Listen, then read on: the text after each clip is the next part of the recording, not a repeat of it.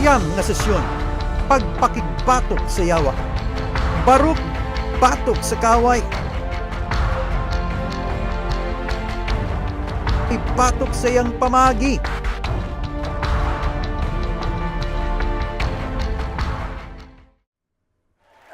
Amen. Amen. Amen. Amen. Amen. Welcome Welcome pagbalik sa taping sa curriculum sa Walay Paglunga. Ananata sa session 9.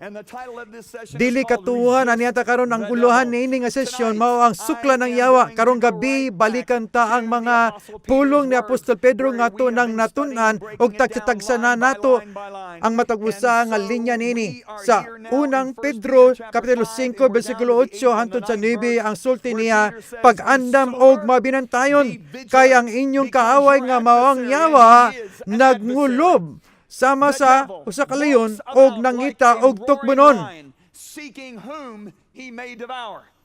Ayag yun patukob. Sukli ninyo uban sa ligon nga pagtuo. Ingon pa niya pag-amping o pagbantay.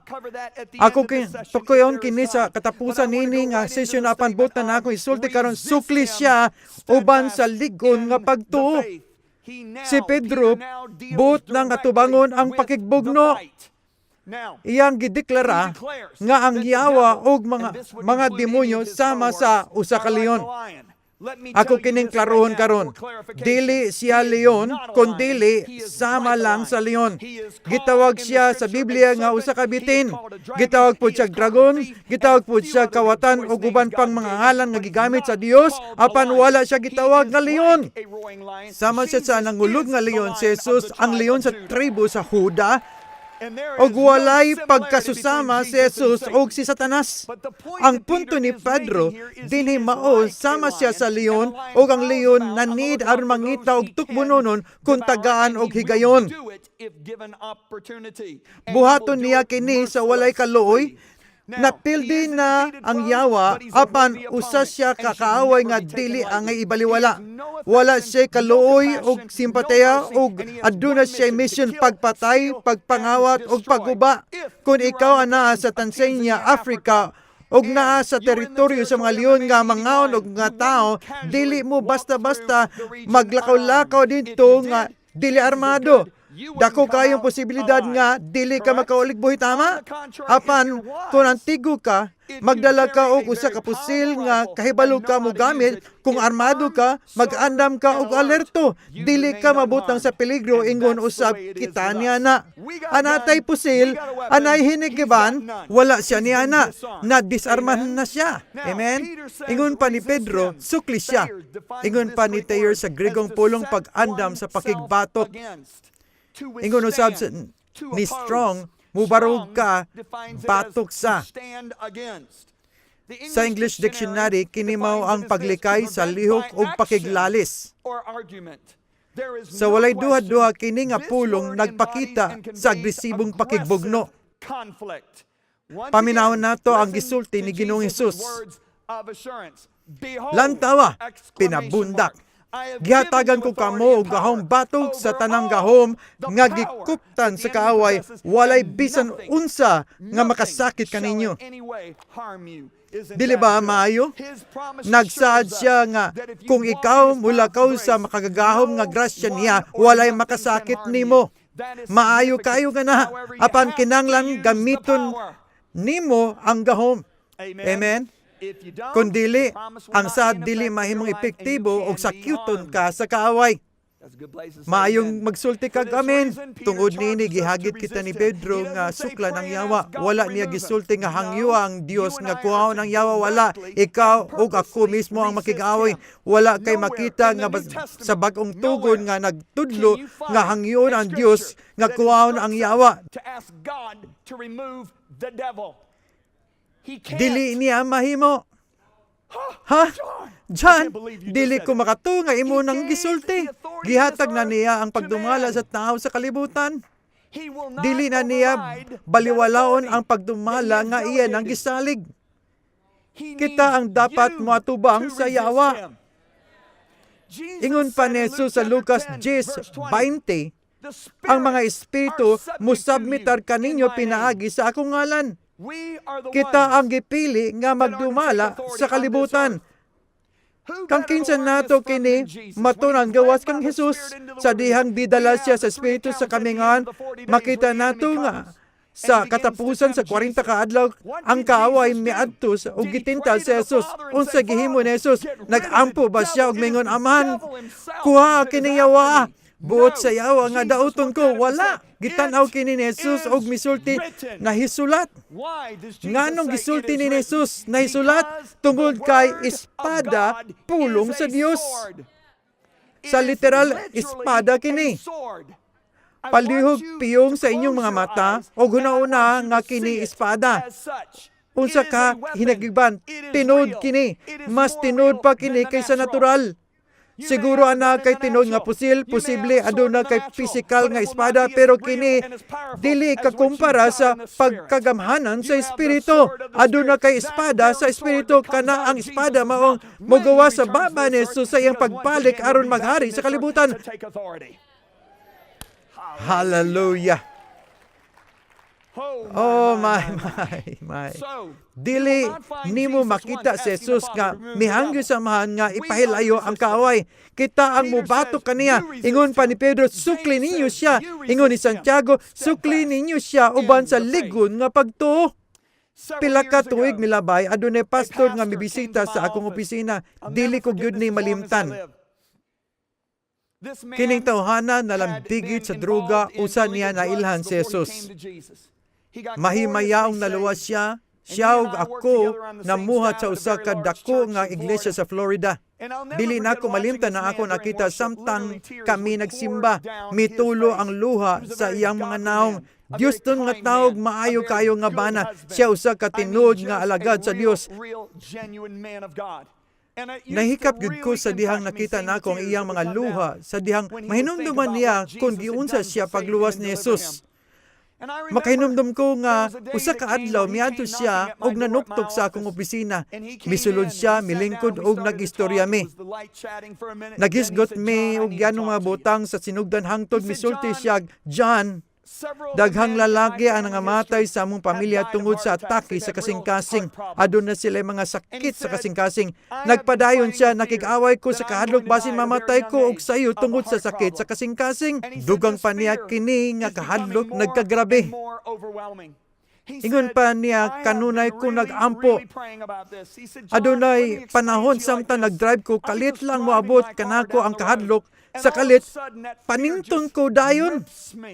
Ingon pa niya, mabasa kaayo ang akong sanina sa nga sisot nako tungod sa kahadlok nga basin mamatay ko sa atake sa kasing-kasing. Ingon sa doktor, wala man daw ko'y sakit, pero dili mawala ang kahadlok. Nagpuasa ko og mihilak sa Dios. Og dinhi ako siyang gipahunong. Ingon ko, oo, pero imo na ba kining giatubang? Pangutan niya unsa? Ingon ko, hilak sa Dios apan ang buot sa Dios imong suklan ang espiritu sa kahadlok. Kay balo ka Ken, tawgan nako siya og Ken. Adunay panahon nga ang kaway moabot batok nako o sa akong pamilya. Adunay mga panahon nga naglagot na kayo ko. Maadto ko sa usa ka awaw nga lugar sa gawas nga walay makadungog nako. Musinggit ko og kusgon gid kaayo nako. Kay ingon sa Biblia, ang hugot nga pag-ampo sa usa ka taong matarong makadawat, ang hugot nga pag-ampo ang makadawat. Uban pa ba nako, ang epektibong pag-ampo mao ang hugot nga pag-ampo. Og akong gisulti ipagawas nako ang kasuko, og akong isulti ikaw yawa ka, gusto kag away, sige dali bugno ta. Pahinumduman ta ka, aduna ko hinagaban og ikaw wala, aduna ko espada og tagtaron ta ka, kun dili pa gyud mahimo kuhaon nako ang gagmay nimong bahin og tagtaron pa nako ka og ginagmay mao nga madagan na. Wala ka lang kabalo kung kapilak nako nag-ampo nini nga paagi. Dugang pa nako gibuhat ko to og sigurado adunay resulta. Nag-istoryahan ni pa mi og gamay pagkahuman siya milakaw. Mihawa siya humana mo pag-ampo. Pagkahuman sa unong kabulan aduna na po'y nanuktok sa opisina. Kinsa? Si Pastor Ken. Misulod siya, inanta mo, mabati na ako kabugaton nga na kaniya. Magulanon kayo ang itsura og nahibalo nako uy murag dili maayo ang balita. Milingkod siya og gipangutan niya nako Ken unsa may balita. Kahibalo nako kun unsay itubag niya. Tubag pa niya John grabe gud kayo nangutan nako unsay but nimo ipasabot Ken. Ingon pa niya John kada adlaw nako nakigbugno sa akong kahadlok. Dugang pa niya usahay sa tunga-tunga sa simba basa kayo sa singot ang akong sanina tungod sa kahadlok nga mamatay. Ana ako sa sulod sa akong opisina ug unya kalit lang nako kini mabation. Nagpadayon siya gihilak na nako kini sa Dios nga hilabihan kaayo nga hilak. Gipuasahan na nako kini ingon ko di ay gisuklan ba nimo ang kaaway base sa ulahin natong pag-istoryahanay? Ang tubag niya wala pero naghilak ko sa Dios. Ingon ko Ken mao na ang problema mihilak ka sa Dios pero wala nimo gatubang ang yawa. Kalit nga miduko ang iyang ulo, miatras siya og nasabtan nako uy, wa na siya maminaw. Nagampo ko Ginoo tabangi ko. Og ingon ako ni Ken, mao kini ang hulagway nga gihatag sa Dios. Una-una nga usa sa atong sundalo nga nasa gubat og panalitan sa Iraq, okay? Nagtago sila sa lungag og pabuthan sa kutra. Ikuha nila ang radyo unya mitawag sa presidente sa Amerika tungod kay siya ang commander-in-chief sa tibuok sundalo sa nasod. Ingon ko gitawgan nila ang White House sa ingon nini, "Halangdong Pangulo, gataki ko sa akong kaaway. Nagkaduol na sila samtang padayon nga nagpabuto. Patyon ko nila." Unsa ka ang gisulti sa presidente ngadto sa sundalo? Sigurado mao ni ang iyang isulti amo kang gibansay sa pinakamayo sa tibuok kalibutan ug aduna kay pinakaamayo nga armas gatagan ka og otoridad gikan sa Amerika. Pusila sila.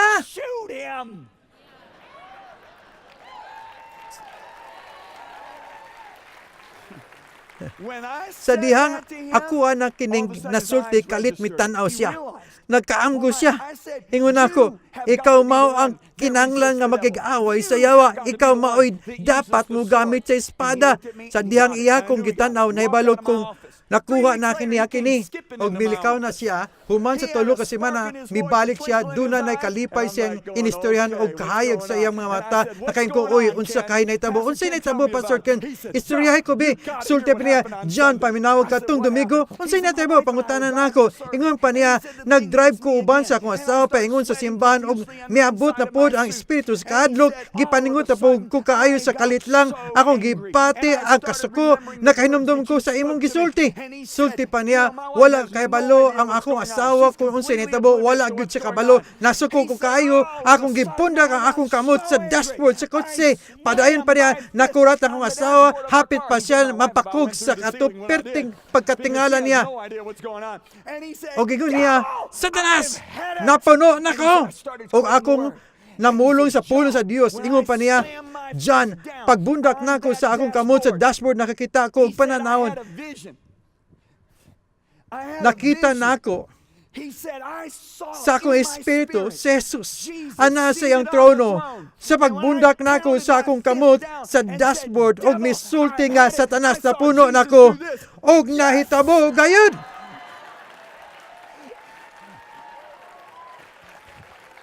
Mura gisulti ni Jesus, dugay na takang gipaabot nga baton gini.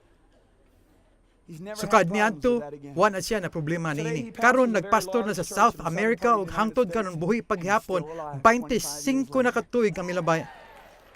Amen. Ato pang sabton ang giingon ni Pedro. Ingon pa niya, pagpangandam o pagbantay kay ang inyong kaaway nga ang yawa daw sama nga nangulob nga leon og nangita og tukbunon. Sukli siya, pagpakaligon. Isulti ninyo pagpakaligon. Balik ka pa. Ang pulong pagpakaligon sama sa walay paglunga. Ngan hidaghan ang napildi. Wala gitudlo sa Biblia nga kung suklan nimo ang yawa kausa, gidilian na siya sa pagbalos. Dili, balihin noon. Pwede siyang mubalos balik-balik. Akong namatigdan, tungod nini daghan ang nadiskurahe og napildi. Huna nila, murag wala naman mubra. O wa gyud koy mahimuani. Baka ka na. Ano na po ko'y usa ka istorya. Ang akong asawa, sa bata pa siya, gibutdan siya. Unsa kini? Mao ni ang panahon nga ang mga gagmayng bata musyagit og hilak. Kasagaran mahitabo kini sa 3 ka bulan pa ang bata o mudugay kini kutob 1 o 2 ka bulan. Ang uban mga 3 pa ka bulan. Wala pa kabalo ang doktor sa hinugdan niini apan ningon nila base tungod sa ilang tinaig gatubo pa. Moagi lang gyud sila niini nga pag-antos sa diyang si Addison among kinamagulang ang 3 pa ka bulan nagsigig tiyabaw ug hilak. Walay makapakalma niya. Gibuhat na ni Lisa ang tanan, gikukos, gikakos. Sa katapusan ako siyang gikugos o giampuan, nagampo ko sa espiritu uban sa kusog nga pag-ampo ug wa magdugay nakatulog siya. Kini natabo sa matag adlaw usa ka gabi human ni agi ang 10 ka adlaw nag-andam na ni Lisa para matulog. Naghigda nako. Nagbasa ko adtong higayuna. Samtang nagulat ko ni Lisa nga nasa banyo nga naghilamos sa kalit nakadugmi og kusog nga singgit gikan sa kwarto sa bata. Sa akong una-una ay aniya na pud ta. Mibangon ko sa higdanan, ingon ko, "Honey, ako ray bahala." Milili ko sa relo daplin sa 4 alas 12:11 sa tungang gabi. Makainamdom ko nga akong gikugos ang bata, akong gipadlong ang sakit nga mopahawa, nagampo ko sa espiritu ug human sa 10 minutos nakatulog siya. Sa pagkasunod gabi, naghigda nami. Sa kalit doon na napoy kusog nga singgit gikan sa kwarto sa bata. Ingon ko kay Lisa, manapod ni. May bangon ko gikan sa katri, gitan-aw na akong relo daplin sa katri alas 12:11 sa tungang gabi. Ingon ko, sulagma lang. Niadto ko sa kwarto, gikugos na ko, nag-ampo ko sa espiritu ug nakatulog siya usab. Sa katulong gabi, naglimpyo si Lisa sa iyang naong, ana ako sa katri, ana napoy, usa ka kusog nga singgit nga among nadungog, ingon ko, oy. Mibangon ko, sigikan sa katri og nausab ang nahitabo. Ang oras, alas 12:11 sa tungang gabi. Nasuko ako. Ako gidagan ang kwarto sa akong anak, og dili gyud nako malimtan ang nahitabo. Karon, wa na nako kugusa siya. Akong gitutukan ang kuna sa bata, uban, nagkalayo ang mga mata tungod kay aduna ko'y isulti. Nabati nako nga adunay laing gatanaw pinaagi sa akong mata ang balang espiritu. Ako, uban, sa pagdumala og kusog, nagtutok, gitapion ang akong kamot sa dughan. Niya misinggit, daotang espiritu sa balatian, og pagkabutod gawas sa akong anak. Akong giputol kini nga tunglo gikan sa kaliwat ni Lisa, gisugo kanako nga mulayas o ayog balik pa. Paminaw mo, siguro sa atong hunahuna mahalok ang bata. Gitanaw ko sa bata sa tamis nga pagtanaw og natulog. Og wa na mibalik ang problema.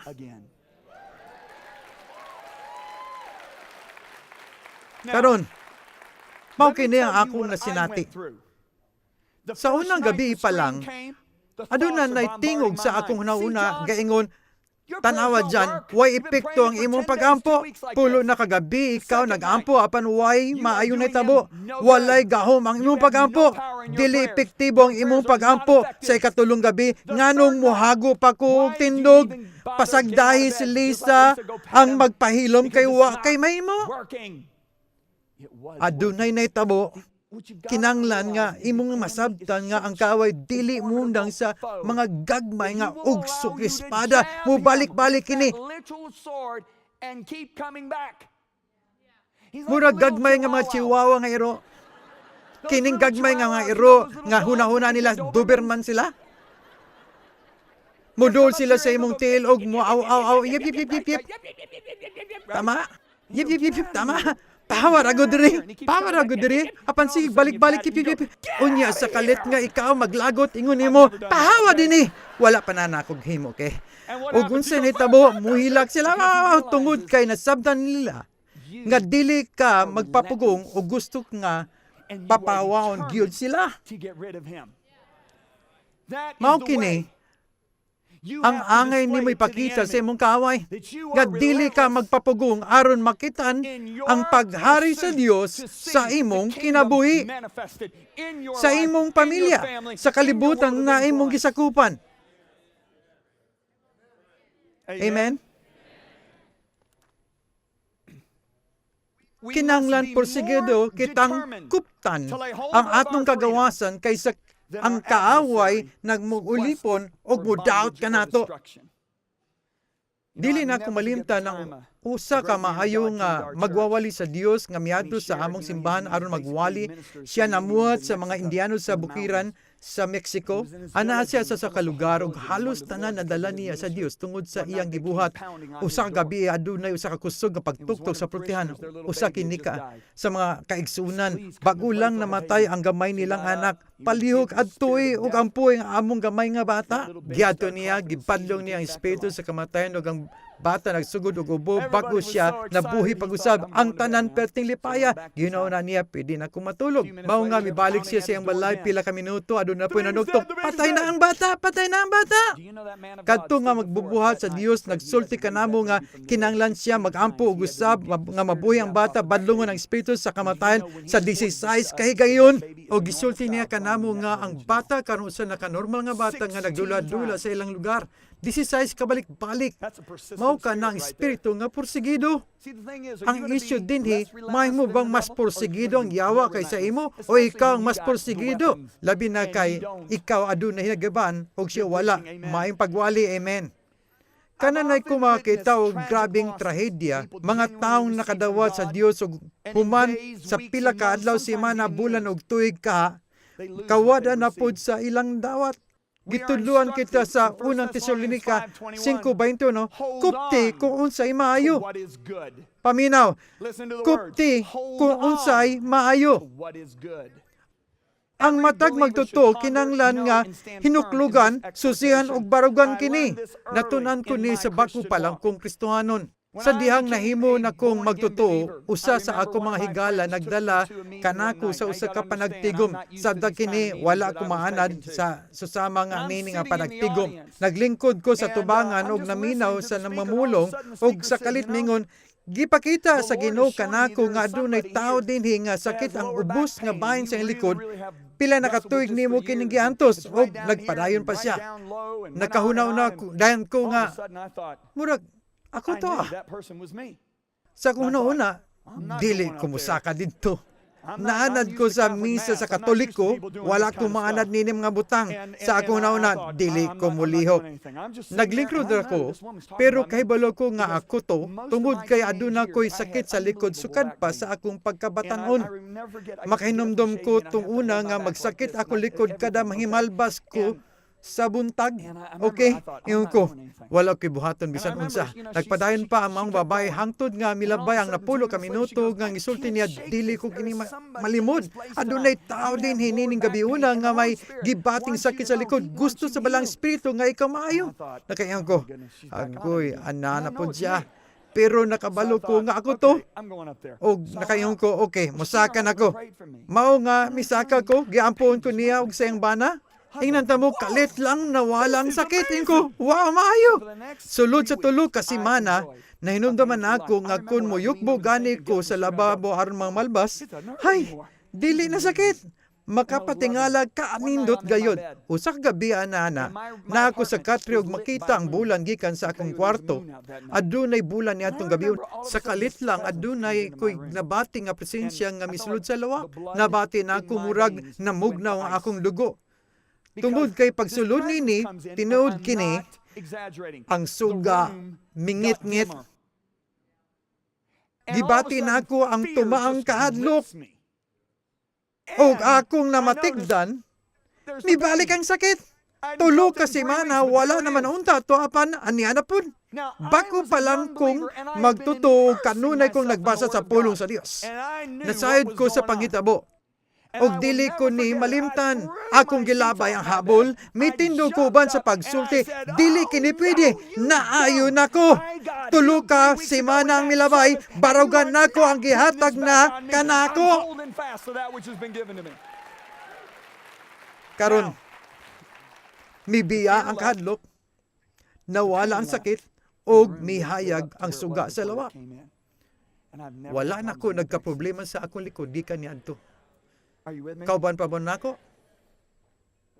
Ingon pa ni Jesus, bantayi kung unsay anak kanimo aron walay makakuha sa imong ganti. Mao kana ang pinahayag 3:11 ang New King James nagsulti kupti pagkaayo unsa man ang naa kanimo kupti kini. Kinanglan natong dili mulunga sa pagkupot sa atong nadawat gikan sa Dios. Usa ka makapasubo nga storya ang akong nakasaksihan mahitungod kini sa usa ka lalaki nga among kauban sa usa ka dakong bulahaton. Grabing pagsubo niini nga lalaki. Nagsigig siya hilak, ako siyang giadto, halos di siya ka istorya. Dakuon o kusgan nga tao. Naoperan siya sa kalima, apan sakit lang gihapon kaayo. Giayo siya sa Dios ni ato nga gabi una. Sa dihang nakita nako siya usab, hayag na ang iyang naong ug malipayon ang iyang mga mata tungod sa gihimo sa Dios. Milabay ang usa ka tuig, nakita na pod mi, nawala na ang kalipay siyang naong. Ingon pa niya, mibalik ang tanan. Gipahinumduman ko siya sa gisulti ni Jesus nga kinanglan nga kuptan ang iyang tubag kadali lang. Dunay ginatudlo kanako ang Dios og mitubo man po ko tungod nini. Kay balo mo maayong tao, Diyos nun, maayong amahan, maayong pana. Pero ang dili mayo tungod sa nahitabo kaniya usa ka bag-ong tinuuhan ang natao. Nakita ninyo? Kinanglan nimong kuptan ang gihatag ni Jesus. Gisuman akong makakita og mga taong giayo pero paglabay sa tulo ka Domingo, bulan, madunggan nako nga mibalik na pod ang ilang sakit. Amen. Sukli siya nga adunay kaligon tanan magsultig kaligon, imposible nga dili ka makadawat. Kabubuton sa Dios nga modaog ka kanunay. Ingon pa sa Santiago 4, sukli ninyo ang yawa og siya modagan. Wala gisulti nga basin modagan, kinanglan nimong mahibawan nga hadlok sa imo ang kaway. Kung tan-awon kaniya, lain ang makita niya. Ang iyang makita mao si Kristo tungod kay ikaw kabahin sa lawas ni Kristo. Makaingon ba mo amen? Daghan ang mitugot padak-on ang gahom sa yawa agi sa una-una. Ang gusto ipasabot sa Biblia, imposibleng dili makadawat gikan sa Dios kung musalig lamang ka sa iyang mga pulong o mubarog batok sa masupakong gahom sa kangitngit. Kinibahin sa kwarta kay balo, panglawas negosyo buluhaton, labaw sa tanan, ang abilidad nga mutabang sa uban. Kung makig-away ka gamit ang espada sa Espiritu, kanunay kang magmadaugon. Katapusang pagpahinumdum. Sa akong kasinitayan sa lawas ni Kristo, duha ka butang nga ako nakita. Una, mao ang taong nangita sa yawa sa matag panghitabo. Nawala na ang ilang pagtanaw sa Dios. Ingon pa siya sa Biblia, itutok ninyo ang inyong mga mata kay Jesus. Siya ang sinugdan o katapusan sa itong pagtuo. Mao kini ang konsepto sa akong kinabuhi. Itutok ang mata kang Jesus kumo babag ang yawa, laparuha o pagpabilin sa pagtutok kay Jesus. Ayaw sunda itong mga sigilag pangita sa yawa sa matagpultahan. Ang ikaduha, mao ang kadaghanan, gigugma nila ang Diyos, apan gibaliwala nila ang kaaway. Hunauna nila, kung dili na ko tagdon ang yawa, mahawar ang gihapon siya. Bakak kini, ang dili ni mo atubangon, dili mabago. Usbo na ako, ang dili ni mo atubangon, dili mabago. Kinanglan, musukol ka. Amen? Amen. Ang katapusan nga tugon ni Santiago mao nga pagseryoso o magbantay. Unsay pasabot sa pagseryoso, magkinanlamdamon o kalmado. Sa Grego ang paglikay sa pagkahubog sa bino. Pasabot saktong panghunaw na. Ang mga taong hubog sa bino, dali ra kayong lupigon. Sa wa pa ko maluwas, miapil ko sa paghudyaka. Duha na ako kahigala, nag-away tungod sa usa ka babae. Hinumdi mo ninyo, wa pa ko maluwas nini. Mga Kristiyanon, dili mo himo ani. Di ko malimtan nga ang gikulata pag-ayo ang usa. Kay tong usa ka lalaki, wa mo inom og bino. Siya mas kalmado, ang usa sobra kay kahubog. Kung nag-away ning duha nga dili pa hubog, kaya kaayo sa lalaki nga napildi nga lupigon ang lalaki nangulata kaniya, dili ka epektibong manggugubad kung hubog ka. Sa akong tanaw, dili lang bino ang but ipasabot ni Pedro. Ang gisulti niya nga ayaw pagpakahubog sa mga butang nini nga kalibutan. adunay mga tao nga nahubog tungod sa mga butang sa kalibutan. Bisan unsang butang ning kalibutan na makahubog ka nato. Siguro basketball, pwede trabaho, negosyo, tao, mga kalingawan o internet. Kini bisan unsa nga atong gibuhat nga sobra o gikuhaan sa kalipay gawa sa Dios. Si Jesus ang dapat nga atong unang gugma. Kita dapat mahubog sa balang espiritu. Ingon pa ni Pablo, ayaw mo pagkahubog sa bino hinon mapuno kamo sa balang espiritu. Aron mahimong balanse gisulti sa Biblia nga gihatag tanan sa Dios alang sa atong kalipay. Atong lingawan ang atong kagalingon sa mga dula, limpyo nga mga kalingawan. Pagkaon ug uban pa bantay nga di ka maadik ani. Kauban pa ba mo nako? Ang uban paingon pa sa Biblia, magbantay. Kung mabinantayon ka, kita magmatngon sa pagbantay sa mga posibleng kadaot o kalisod. Sa lain pa pagtukaw o kaabtik, walay katulog sa pagbantay. Dili ka magbantay kung hubog ka. Dili ka makabantay kung dili ka seryoso. Kinanglan mahimo kang mabinantayon. Daghan kong gisiskutan sa libro bahin nini. Basahan ninyo ang libro o kuha ang maayong mga gihatag sa Dios nini. Ado na ba mo'y nakuha nini nga sesyon? Ado na ba mo'y nakuha nini nga sesyon? Amen. Magkita kita sa sunod nga sesyon. Ika-10 nga sesyon. Ang pinakalabaw nga pagpakigbatok. Ang pagkahamtong sa pagdumala. Ang pagsalig sa pagkamatidanon sa Dios.